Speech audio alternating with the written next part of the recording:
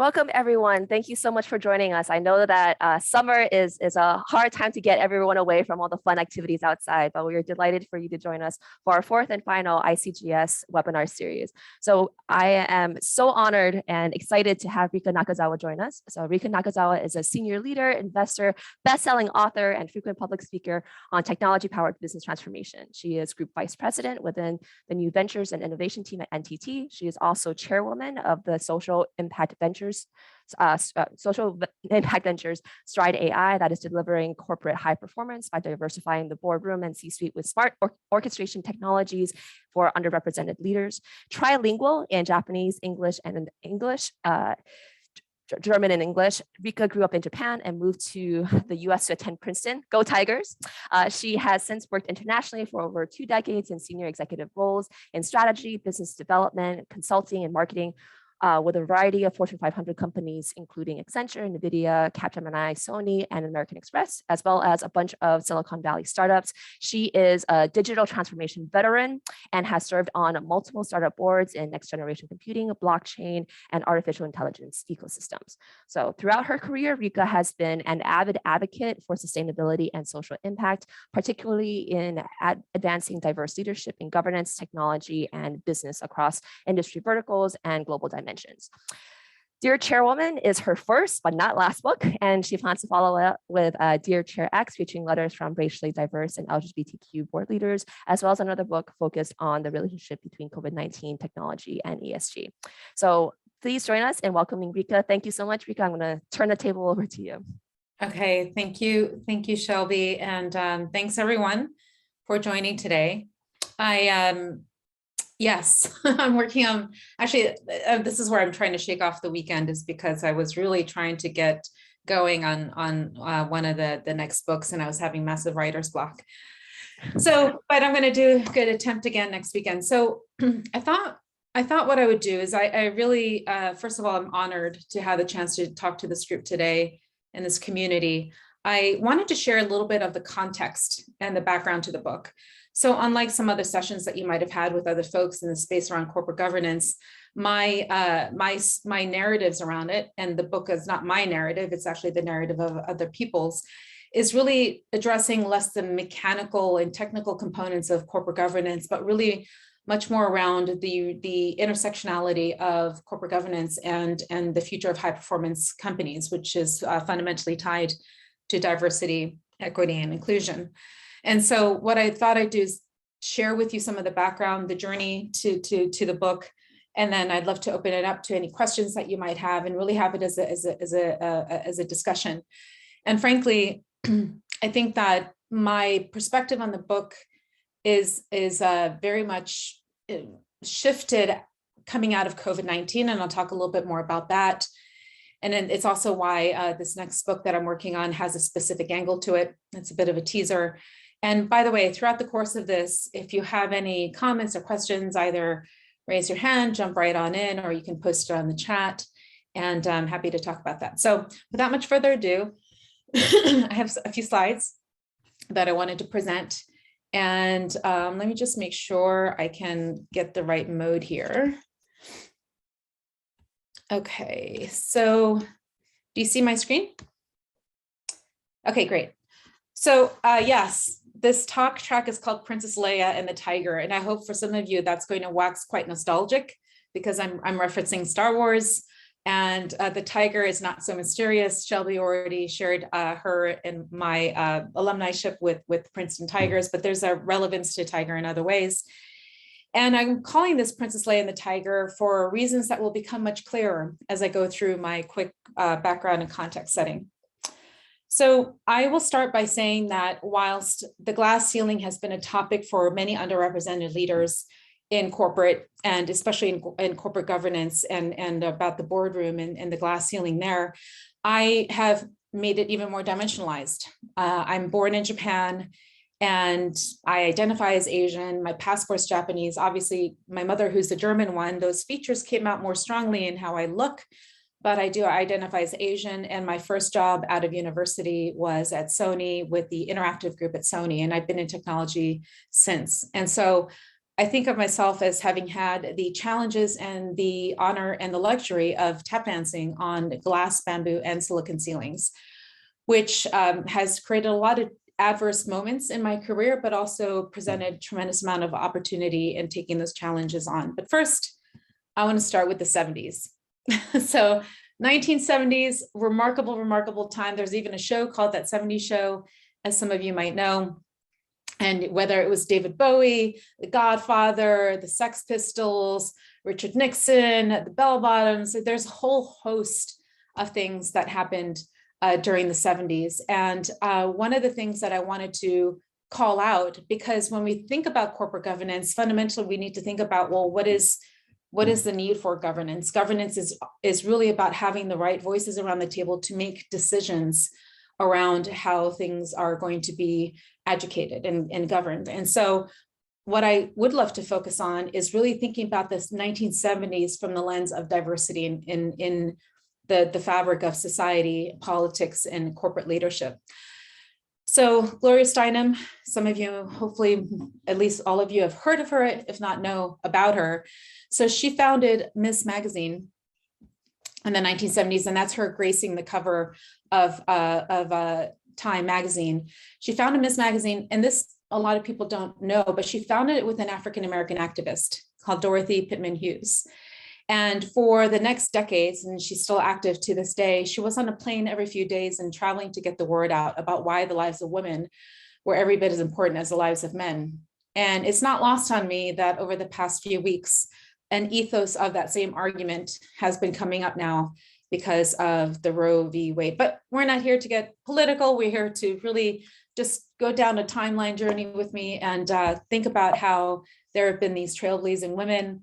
And again, I'm focusing on women in this case because when we talk about diversity of thought, that then empowers governance models and the way to think about how the roadmap shapes out, gender is the largest denominator to approach first before we can get to some of the other aspects of diversity in that. So I'm focusing on gender in this case for a reason. I'm on top of that, my own personal story about having been an Asian woman in technology is obviously very much rooted in that. But speaking of Asian, Patsy Takemoto Mink, she was the first woman of color and first Asian American woman elected to the House of Representatives.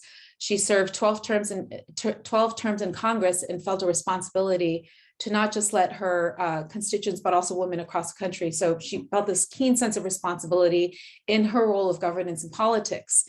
And she became the first woman to oppose a Supreme Court nominee on the basis of discrimination against women. Actually, and this is in 1970. And she was the first East Asian American woman to seek the presidential nomination of the Democratic Party.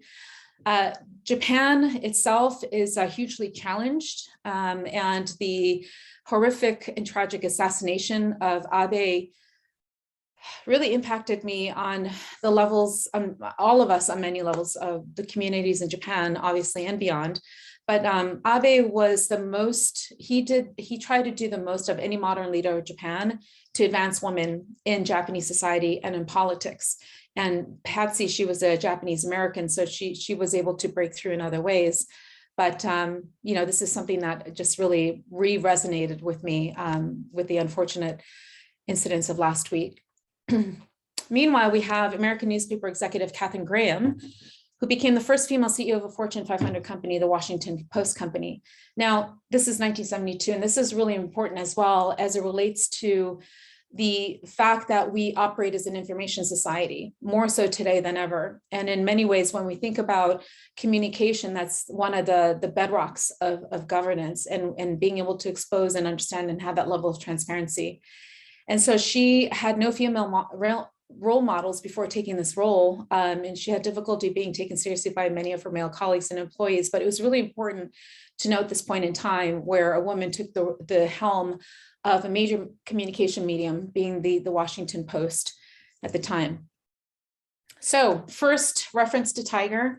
In 1972, there was a book called I Am Woman, and the lyrics of the song literally go, I am woman, hear me roar. And in numbers too big to ignore. And so this is, again, early 1970s, is this classic song that to this day is one of the anthems that a lot of women and pro-gender equity people will use to really rally people, because it was such a profoundly powerful set of lyrics that wasn't about fighting against anything, but really being present and the power and the opportunity to bring that voice to the table. So a year later, this is me. I was very fashionable. As you can see, not only was I wearing this really awesome bikini I think this picture was when I was 3 or 4, but I had a really great chain around my neck, of course, Pisces. So I always had this fish chain around me. So I was born into this decade that we're talking about. And no fewer than a couple years later, we have Star Wars. And Star Wars was a remarkable movie in the sense that this is during the 70s, where you can see some really powerful movements and women in leadership in roles of governance. Star Wars, pre-Star Wars, the women that were in movies for the most part were love interest, or they were a disruptor of love interests in other ways. And Star Wars was really the first mass media cultural phenomenon where a woman was represented as strong and powerful. And as you can see here, the fight like a girl is meant in every positive, empowering way. Whereas in other ways, fight like a girl or throw like a girl might have been negative. But in this case, with Leia representing fight like a girl, it was really a way to start changing the perception of women in positions. In this case of Star Wars, as you know, it was a political battle of leadership and sustainability, fundamentally, of the forces. And there was a poem that was written about Princess Leia that I just wanted to share, because it's really powerful. Not a famous poet, her name is Nicole Sujono, but she wrote, "Courage to face anything, determined to reach her goals, strong mental state, sensitive towards others, and brutally honest." And so I think that when we think about certain qualities that we need to have as leaders and certain integrity that we need to have in our roles of governance, this is one of the ways that I think about Princess Leia being a catalyst towards being a model for that, especially for women. This is not something from Princeton, Shelby, so don't get too excited. This really has to do with the tiger conservation program that was in the 70s. And the reason why I bring up the tiger conservation program is because it was started by Indira Gandhi. She was the first and to date the only female prime minister of India. And she was the daughter of the first prime minister of India, Jawaharlal Nehru. But she served as prime minister from 66 to 77, and again from 1980 until her horrific assassination in 84. And she was the second longest serving Indian prime minister after her father. And she was named in 2020 by Time magazine as among the 100 most powerful women who defined the last century. And for her, it was really with the Tiger Project, she embarked on this program because she believed that the tiger, the Bengal tiger, their population was being threatened, and it was protecting them from extinction and preserving the areas of biological importance and diversity as a natural heritage. And so obviously I'm taking a little bit of a poetic license to this idea, but in my mind, the movement around the Tiger Project in the 70s, during the time of breakthrough leaders and different ways of thinking about things and mass media phenomena like Princess Leia, is aligned with that, in the sense of we need to preserve and promote and celebrate diversity of diverse ecosystems. And that was part of what I took away from thinking about this, especially given that Indira Gandhi was a person who really established that project. Now that does take me to our alma mater, Shelby.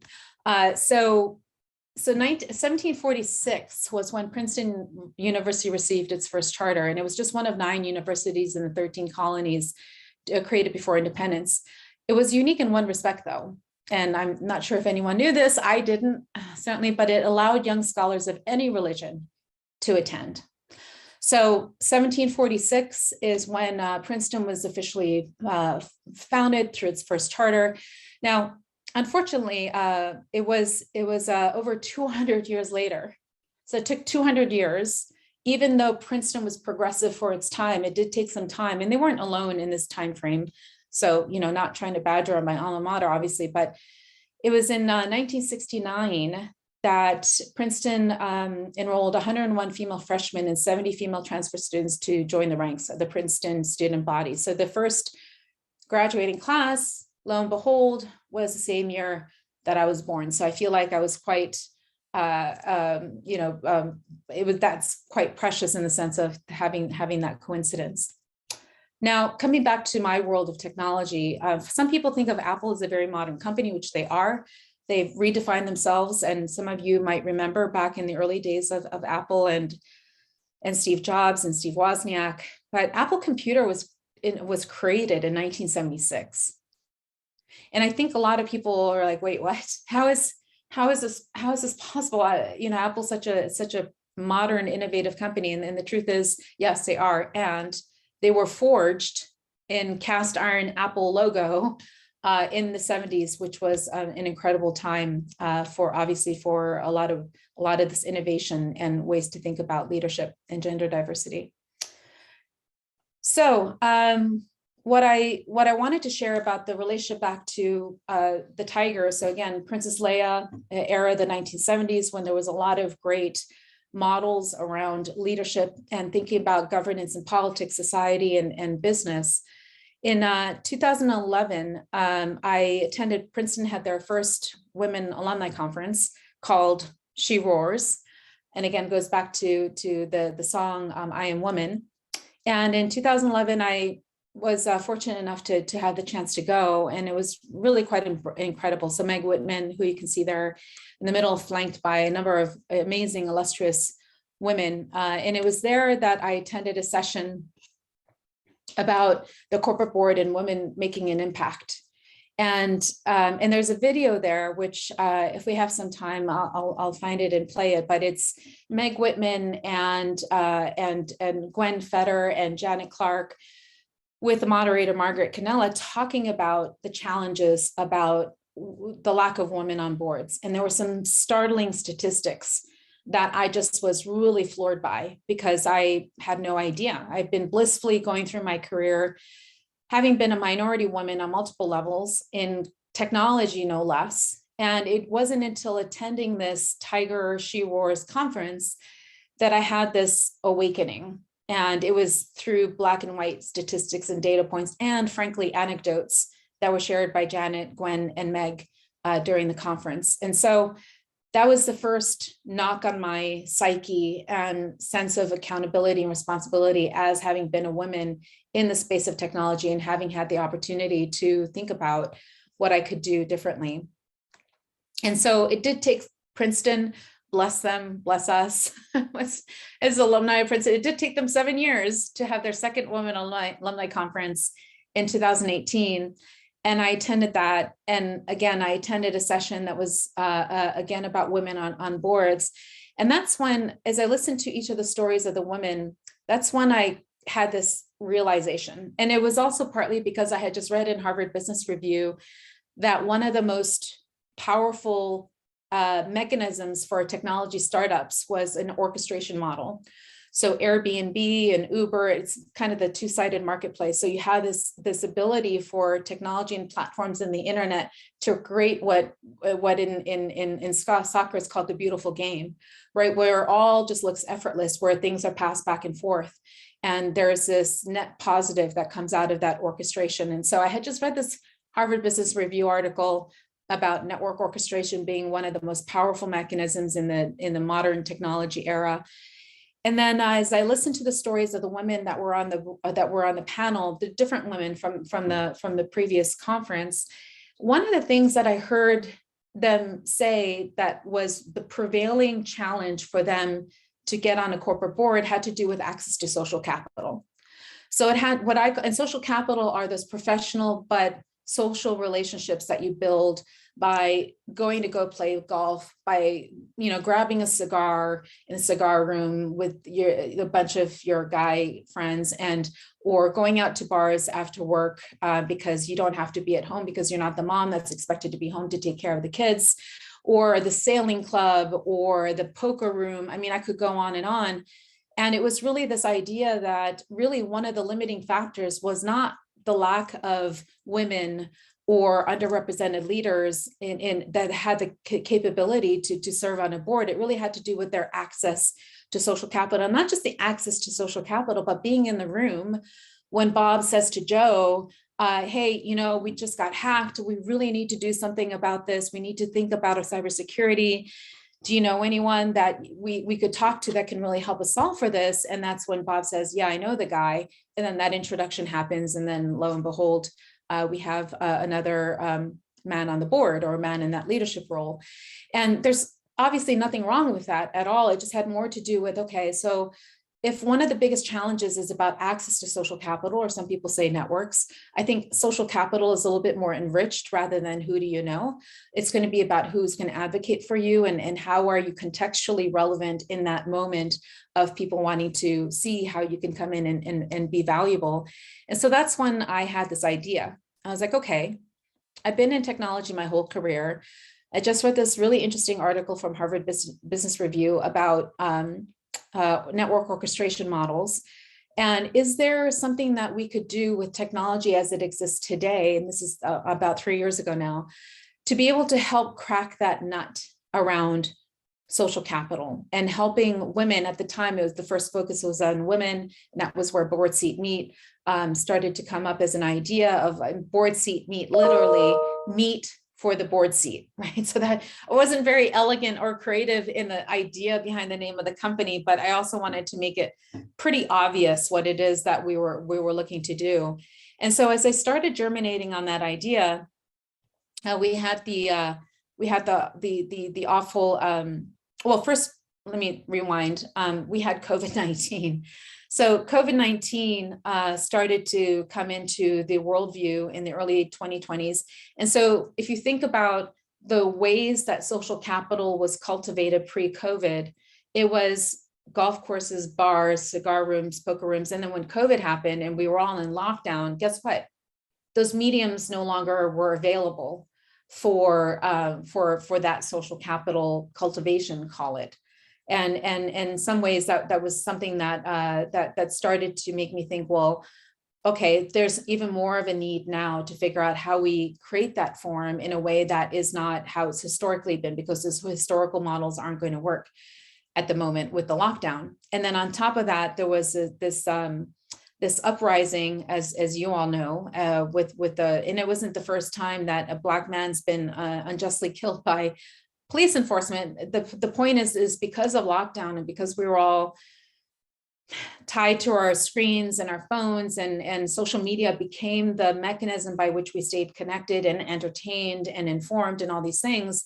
I believe, and this is part of the thesis of my next book, which I'll mention in a moment, is that the social justice really caught fire in a big way, much bigger than had we not all been locked up with COVID. And that's my personal thesis.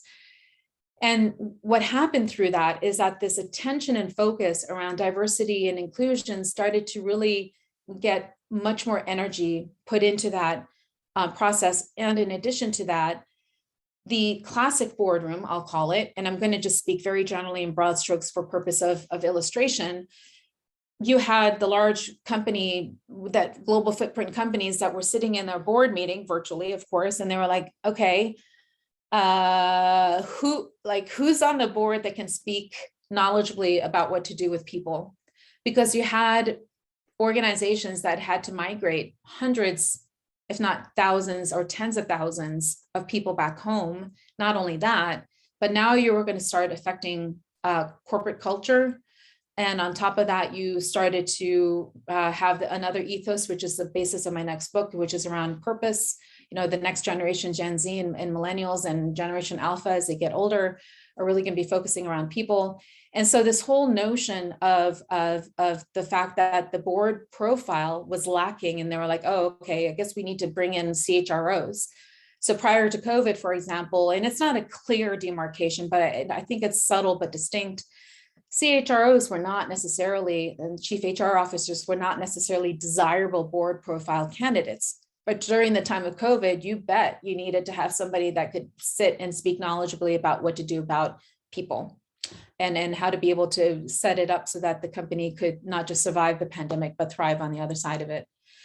So this focus on diversity in the boardroom and the relevance of it, and not just the relevance, but the pertinence and the urgency of it to come out of COVID really started to become much more of the narrative, and and of course, a bunch of different data points that you could look at across what the trends have been. And we all know, as I'm sure you've heard or studied or know from personal experience, it's been pretty challenging. And that's just at the gender level. When you start breaking it down to other minority groups, sub-minority groups, it starts to become even more interesting and also motivating to try to figure out how we address diversity from many levels. And the work that I've been doing, I just want to be really careful, because the work that I've been doing and the focus when we first started Board Seat Meet, which now is called Strides AI, in case you were wondering why there are two names of the companies, was less about, okay, we need to get more women in the boardroom, or the fact that getting more women in the boardroom was going to bring diversity of thought. It ultimately is about diversity of thought in whatever shape, way, or form or way that takes. Now, until we all have chips implanted in our head, I hope that never happens. But if that were to ever happen, okay, we might be able to really make distinctions of diversity of thought. But until we have that level of being able to get that data, the simpler way to address it is through race, gender, LGBTQ, and so on. So that was how Board Seat Meet started. And it was really around advancing diversity in leadership by enabling network orchestration. So really bringing in the technology lens to making that happen. It's the way that I described it in the early days was Open Table meets LinkedIn. Because on LinkedIn, I mean, you all, I'm sure, are bombarded by people wanting to connect with you for sales reasons, business development reasons, connection reasons, whatever it is. And it's just, LinkedIn is a great platform. But what we really wanted to do was to create a platform that enabled conversations for people to connect. And by the way, this isn't, oh, let's help the poor woman or Black individual or whatever, talk to the big guns. It was access both ways, because there was a famous quote from a FTSE 500 or FTSE board member, excuse me, I'm mixing the different board. So in the FTSE board, who said, but there aren't enough qualified women. And that's from a few years ago. I don't think anybody would really dare say that today. But the point is that the people that are in positions of power, we can't blame them for not having the right connections or the social capital with the networks that they don't know, because as humans, we have a mirror gene in our brains for a reason. We tend to find affinity with things that are us or a version of us, so to speak. Not completely, but just again, in broad strokes to illustrate a point. And so for us, when we built this platform, it was really about enabling those connections in a much more seamless, manageable way, and enabling access for the people in leadership to access these networks. Because I can't tell you how many times I've heard the question, well, where are they? Right? Where are they? Well, they are right around you, but you need a way to be able to simply connect with them versus having to go through, a number of people or just troves of resumes and backgrounds and board profiles. So that was the inception of Board Seat Meet. We changed. So our original model was really around getting more women on boards. Then we pivoted to diverse, so underrepresented leaders of color and of sexual orientation and women on boards. And then it was like, well, no, we need to affect the pipeline, because board roles typically come from C-suite roles, and C-suite roles there aren't enough of the numbers just don't support the success around that. So then we started focusing on really helping on diversity and leadership, and and then Board Seat Meet started to become a challenge, right? That name that I thought was so clever and so useful now became a constraint and created a bias that we didn't intend. And so we are now called Strides AI, because we believe that what we are doing is helping make strides in that regard. And as I was working on Board Seat Meet and then now Strides AI, along the way, I went back to the Tiger moment at Princeton, where for me, the inspiration came from hearing stories. And at the end of the day, that's so fundamentally what makes us communities, what makes us human, and what makes us connect is through stories, and stories that inspire, which is why movies make billions of dollars and books sell out and things like that. So I was like, well, somebody should really tell these stories of these women, because obviously, as I was starting Board Seat Meet, I was interviewing a lot of, well, not a lot, because there weren't a whole lot of women that were readily accessible that were on boards, but nonetheless, the ones that I spoke to, phenomenal stories. And also the couple of women that I encountered that were board chairs didn't call themselves chairwomen in their bylines or on their LinkedIn or on their, their profiles when they would be announced or whatnot. They were more often chairmen than chairwoman, chairman, then board chair, and then chairwoman, maybe. And in fact, up until even just a couple months ago, if I try to look up Dear Chairwoman on Amazon, even though my book was a bestseller when I launched it last year in the business leadership category, Amazon would still ask me, did you mean chairman? So, and not that there's a book called Dear Chairman out there, but just in the search, right? Just to show you how unconscious bias can be embedded even in something as neutral as technology. So that was the inception of Dear Chairwoman. There was an intern that I was working with that was a big part of that. That's what I wrote in my blog post when I first launched the book. So this 18-year-old young woman was really a part of that whole journey. And ultimately what ended up happening was that the book was picked up by the publishers of Harvard Business Review in Japan. They publish other things. They're called Diamond Publishing, fairly well-established publisher in Japan. And of course, in the book, it's women board leaders from all over the world, including Japan. And as I mentioned earlier, Japan is one of the most challenged when it comes to advancing women in society and politics and corporate. And so they said, we want to translate the book and publish it in Japan, to which, of course, I was thrilled. And obviously, it's because this is a common and shared experience as it relates to diversity. Now, diversity in Japan is very much gender diversity because they're so challenged there, and it's a very homogenous society anyway, although they are working on bringing foreigners onto boards and things like that. But ultimately comes back to a shared experience. And the shared experience, again, is not a one-sided, let's get underrepresented leaders on boards. It's about really enabling people that are in positions of power to benefit from the performance gains from bringing diverse thoughts and perspective and governance models to the boardroom. And some people just don't have access to those networks. So it's really about leveraging that shared experiences, inspiring what is possible and bringing that all to life. So I just wanted to, kind of fast forward again to the 1970s, which is where this whole talk started. It was a phenomenal decade of women trailblazers, women leaders that were really starting to demonstrate how, again, the diversity of thought and perspectives really started to bring multiple dimensions to the human experience. And ultimately for me, having been a child born out of that decade and then coming into those moments of being inspired myself from the stories of women that were trailblazers and coming into that, and then being inspired to start building this platform, writing the book, really examining some of the humanistic elements. And I've done board training and I've been through various things that enabled women and underrepresented leaders to get exposed to aspects of corporate governance. But for me, it's really about taking these elements and learning from it, and taking moments like when Kamala Harris was elected into the White House. I just posted on my LinkedIn that we're at an extraordinary moment of history with a new model of leadership for girls all over the world with Kamala. As a woman and half Asian myself, as she's half Asian, I'm excited for everything that is now more possible than I ever imagined when I was 9 years old. So that's me. And as you can see, my mother's German influence with my lederhosen.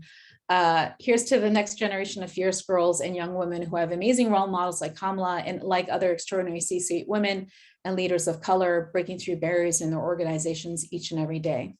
And it really is about breakthroughs. And I do think in many respects, I think we've made a tremendous amount of progress, but it's almost like 2 steps forward and 1 step back. And we're living in a very perfect storm, and we're coming into a very perfect storm arena. And it creates a lot of fear and uncertainty. And whenever there's fear and uncertainty, people tend to fall back to old habits because it's what they know. So what I'm hoping is that we don't do that. And I think as this community, and one of the reasons why I'm so excited to talk to the group here today is because I do think that it's incumbent on us, each and every one of us that are here today, to do what we can in whatever way, shape, form it is, to make sure that we don't fall back, to some of the things that we know that were adverse to bringing diversity into governance because it's the right thing to do, of course, right? But it's really the smart thing to do. It's really around how are we going to get past the polarizing, nationalistic, and frankly, bigoted in many respects. And a lot of the bigotry is not intentional. It's really because it comes from an uneducated or unexposed stance.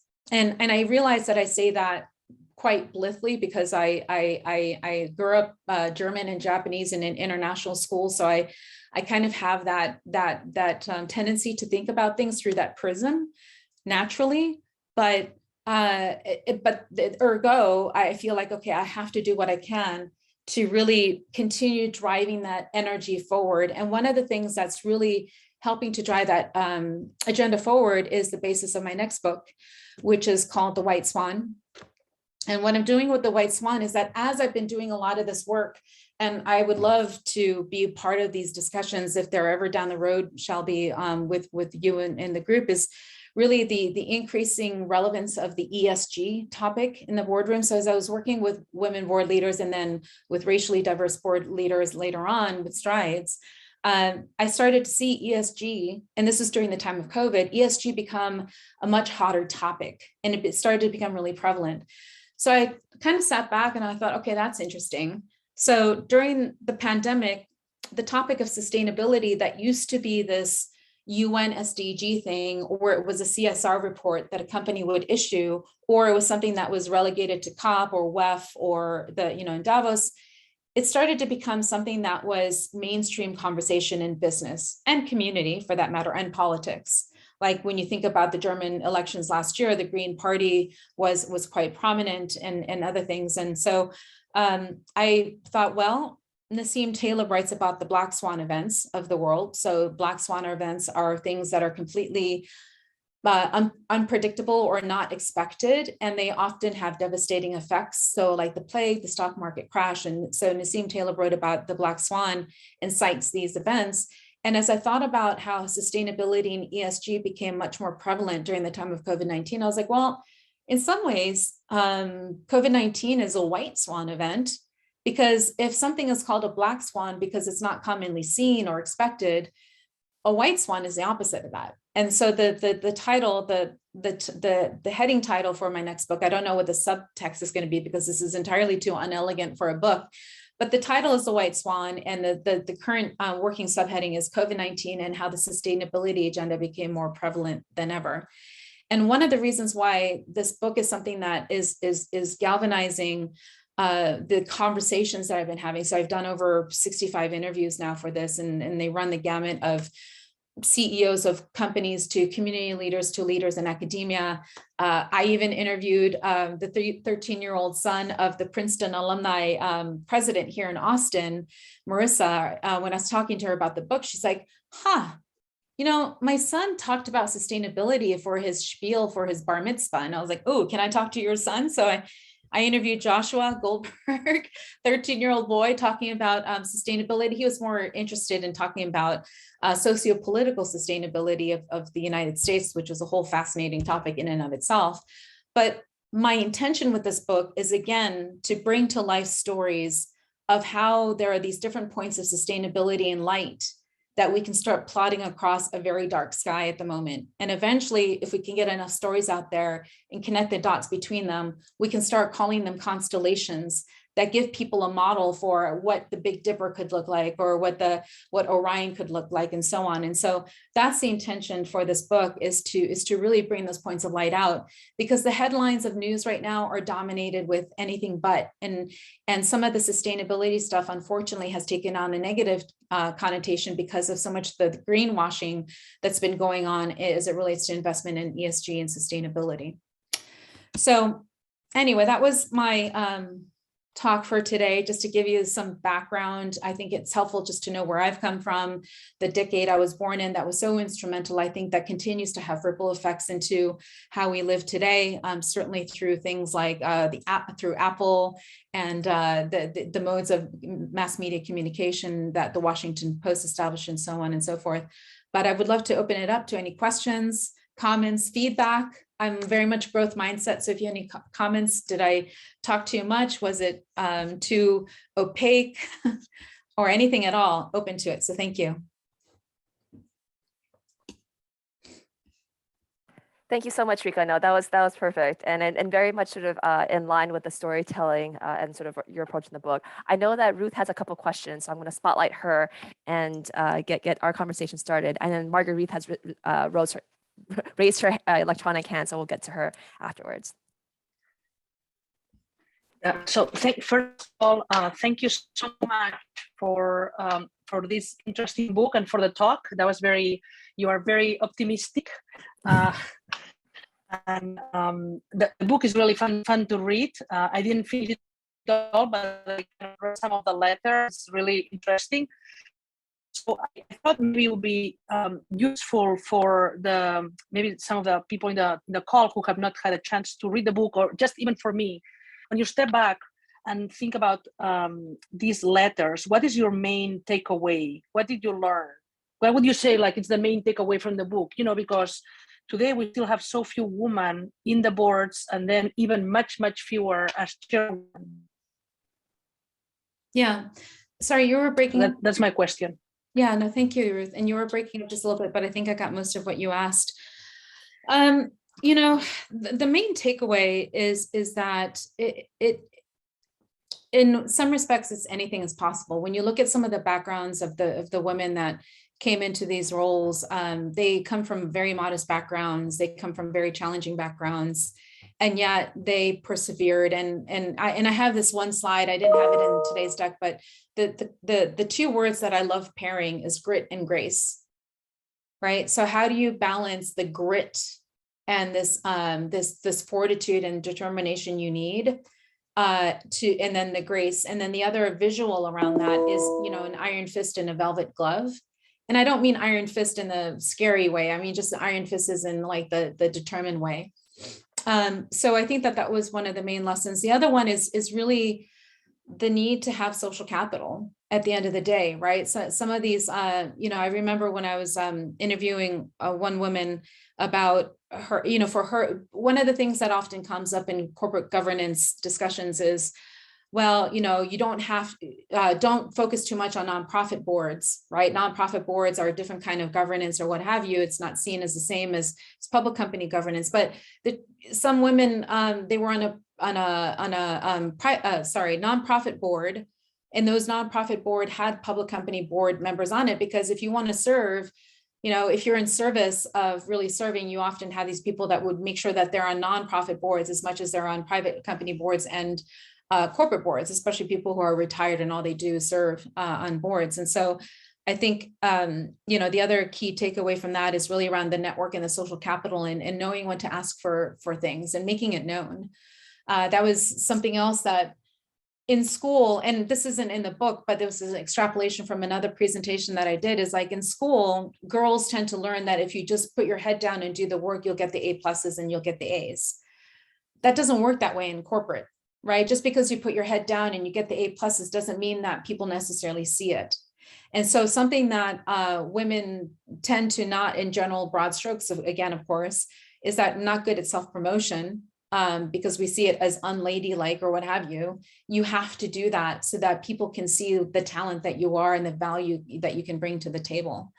And so it was really, I would say that those are some of the ones that are pronounced at the moment for me, but there's so many kind of gems that you can take from the book. And ultimately the book wasn't to be like, here are the 5 things you need to do to get on a board. It was much more meant to be the inspiration to realize that, you know, that anybody, if you have the intention and you believe that you have the experience and the capabilities to help guide and inform and to be able to help build that transparency and process, then you know, anybody can do that. That's fantastic. Thank you so much. Let me pin Marguerite and continue with our second question. Okay. So I enjoyed your talk, and I really enjoyed that you framed it from the 1970s, because that is indeed the decade that sort of the women's issue came to front. And while you were just a toddler, I was out there working. So I had that firsthand experience of being the only woman hired into General Motors corporate financial staff in 1977. But one of the things that I think you missed identifying that was probably seminal in terms of changing the tide about women is Title IX. I would add that to your list of things that were very fundamental to changing the tide about women, because Title IX, I think most of us know what it is, but it was an amendment actually to an educational bill that required any educational institution that received public money to give women the rights to participate in sports.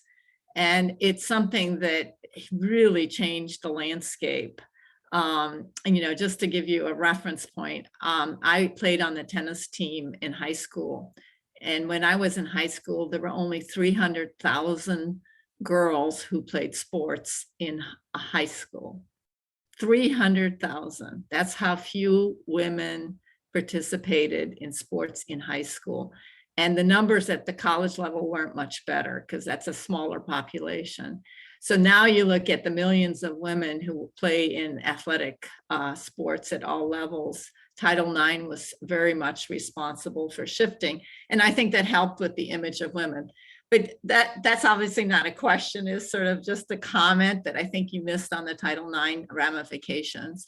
But I wanted to also share with you sort of my observation on what I think is happening on the sustainability issue, since you mentioned you're very focused on that today.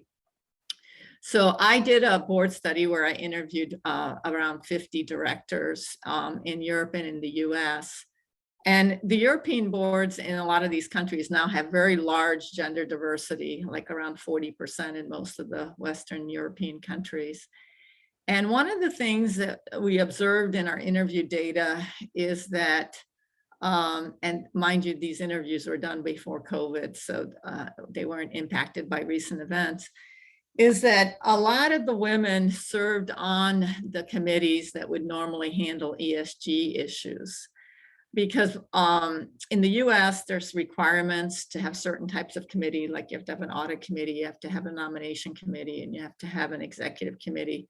But there's no requirement to have an ESG or sustainability or whatever you want to call it, corporate social responsibility committee. But a lot of boards, especially ones in very large public companies, have those. And the women directors on the board tended to be on those committees. And our observation was that they're not on the executive committee, okay? So in other words, they get delegated to the less essential committee, okay, is how we would interpret that. And so women, I think, have a big role to play in the sustainability issue because of where they reside on which committees on the board. And in Europe, each country is different, but I know, like in Italy, for instance, that Italy now mandates that every single board has a key person that's responsible for sustainability that works with management. So if you think about women being more prevalent on boards today than they were 10 years ago, in Europe at least, and then this issue of sustainability becoming more important, and then the role that women play, I think it's kind of an interesting kind of confluence of things, right? That men have always viewed sustainability as like less important, so women get delegated to taking care of housekeeping, I guess.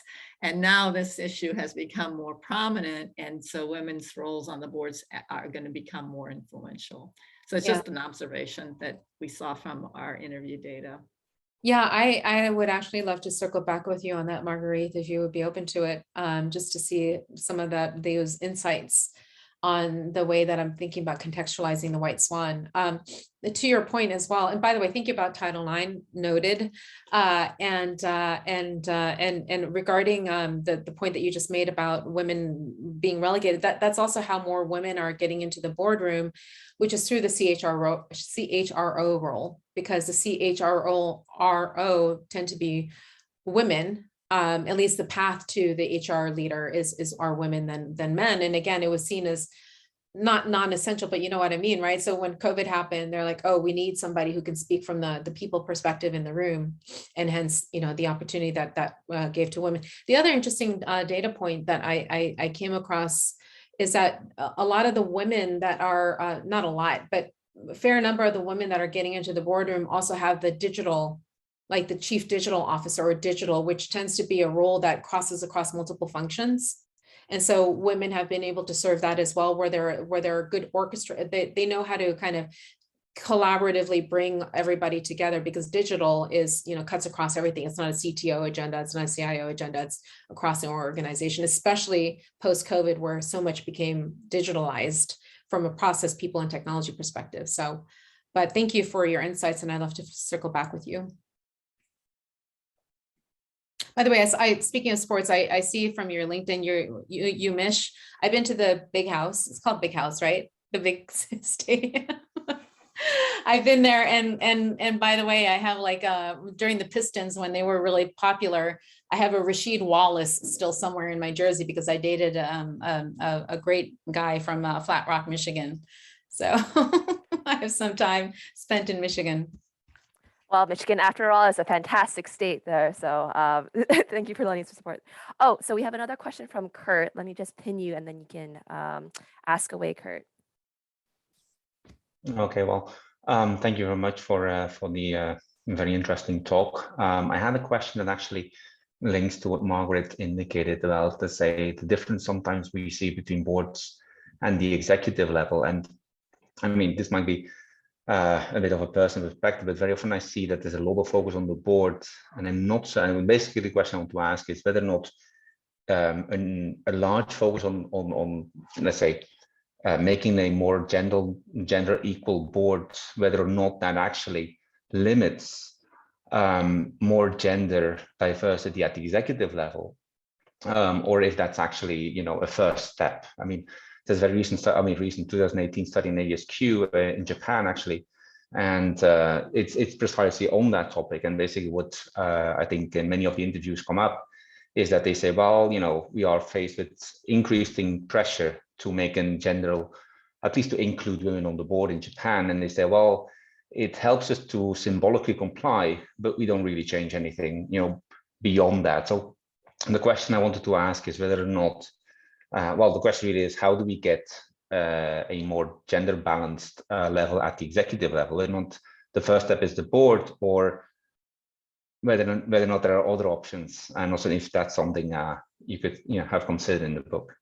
Yeah, so something that has come up is women that were the first and only women on the board. It's much more difficult. The dynamics of a board changes when you have 2 or more women on the board.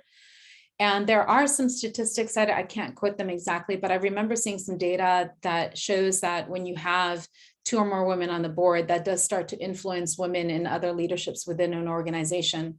Unfortunately, there is while there's greenwashing going on in general sustainability and climate, there's also diversity washing that's going on the other side, where people will be like, oh, we have our token women. And that almost is counterproductive. You know, one of the things that comes up in the book is about belief around quotas, right? How do people feel about quotas? And it's controversial. You know, some people are like, well, we need quotas just to get the engine going. And other people like quotas are counterproductive because it makes people feel like they've checked a box versus really thinking deeply about the issue and understanding why they're trying to address it.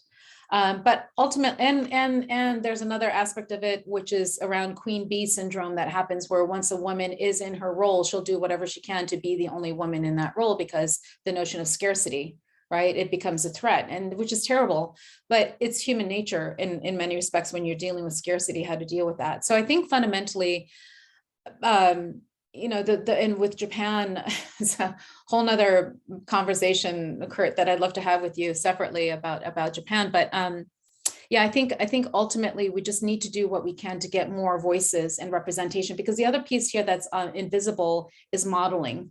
Right? When you have more women in roles of leadership, you at least establish the model that makes things more normalized over time. So does that help? Did I answer your question? Oh, certainly. I mean, I think it's, you know, obviously it's very broad, this question. Now, thank you very much. Thank you. Perfect. Yep, go ahead. So we do have two questions and 4 minutes. So I think in the interest of just like hearing the questions, Sure. let's start with William Fung, and then we'll end with Bill, if that's okay. So Perhaps I should let Mr. Judge speak first. He's the okay. judge. Judge first. Rika, thank you for your observations. I would just like to offer I loved hearing how your personal stories and your drawing from personal stories. I was thinking about my own personal story. Like Marguerite, I was launching my career in the 70s. And when I went to college, a dear friend of mine in college, a woman, helped me to realize I was raised in a very sexist home. From there, then I went on to my first professional job, and I was on the board of a health system. And one of the nuns made me aware of unique challenges that women experience in leadership roles and on the board. And then, of course, in ICGS, Ruth Aguilera has always been a voice and an advocate for women. And so my point is, conversations between women and men in power, I think, are very important for changing this mindset. I mean, the lean-in argument is you need to advocate, but I think conversations are really essential, at least from my experience. It certainly has. Those women and many others have really expanded my awareness of opportunities and challenges. Thank you. No, thank you. Thank you, Bill. Yeah, absolutely. And that's part of why it does go back to storytelling, because if we don't tell stories, then we don't understand people's perspectives, right? Mr. Fung, do you want to squeeze in a question there? Thank you. Good morning. First of all, thank you for the talk, which is very pertinent to our times. I just have a thought, if I may. Since your presentation spans over 50 years from the 70s till now, right? So obviously we are all quite aware of what goes on in the society, and I guess predominantly in the North American society, where there seems to me a backlash. Sorry, I think my video is taking up too much bandwidth, so I'll take myself off the screen. So with the populist movements around many of the countries, especially in the United States, which culminated in the so-called coronation of the immediate past president and his all the social movement that went around it. And I can't help but think, if there is such a big bunch of the population in that country that are very against the ideas of progress that you encapsulated in the like the inclusion, the diversity, etc., which is both enlightened as well as elitist to them. So how do you think the society there in the United States, predominantly, I suppose, how can this thing really progress with so many people so ideologically set against it? Because I mean, a lot of these movements to change the society, change the board, etc., is socio-political. It is socio and political. And when you have such a population dead set against it, to the point where they would rather disrupt the democracy to do it. Yeah. So I'm just kind of. No, and so I'll answer that very quickly. I'm sure we all have to jump. There's a number of things, right? Number one, I think that from my conversations with the young millennials and Generation Z and the Generation Alpha, like the young, or I think he's Alpha, the 13-year-old Joshua, is the good news is I think that over time this will change with the incoming generations that have a different mindset. hopefully that mindset doesn't get corrupted with power, et cetera. That's another concern. So that's number one. The other thing that I'll say is that in the talks and the conversations that I have, I 100% advocate all the time for how do we get more diversity on any kind of board, right? People tend to be fixated on the public company corporate board because it's more lucrative, you get paid more. And in fact, nonprofit boards, you typically give money to the nonprofit. But the point is, like, we just have to seep into every aspect of the fabric of governance. And so to get people represented in every kind of opportunity that there is something that I've been an advocate for. So I think that those two dynamics between the two of them, we will get there, because even like it wasn't lost on me. Like when I started writing this talk track and Kamala Harris had just come into, I was so excited. But honestly, to be totally frank, in the past year, I've been disappointed because she's not really seen. Like, where is she modeling and being given the opportunity to model? And I think there's a very sort of unfortunate aspect to that seems to be deliberate. But I also, as Marguerite said, I'm very optimistic. So, or one of the members here mentioned about me being optimistic. I am. I'm utterly optimistic. But I welcome you to connect with me on LinkedIn. I know we're well past the time, so I just want to thank you, Shelby and Ruth, for the time today to talk to the community. Please connect with me on LinkedIn. I've been getting a couple messages to connect directly. Really looking forward to having the conversation, because that's part of how we make things happen. So Absolutely. Thank you so much, Rika. And if I may, as just to close us out, there were many points of inspiration in the book, but I just wanted to share two. So in the first story, the chairwoman, Alexis, right, talked about her father's quote, "No child ever becomes anything he or she has never heard of."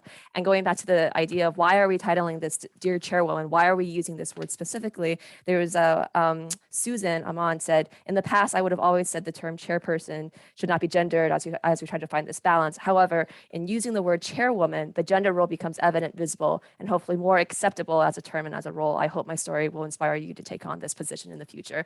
Thank you for writing such an inspiring book. Thank you for collecting such a great gamut of inspiring stories. I just want to thank you again for your time and for the insight. And I hope everyone connects on LinkedIn so that we can extend this conversation some more.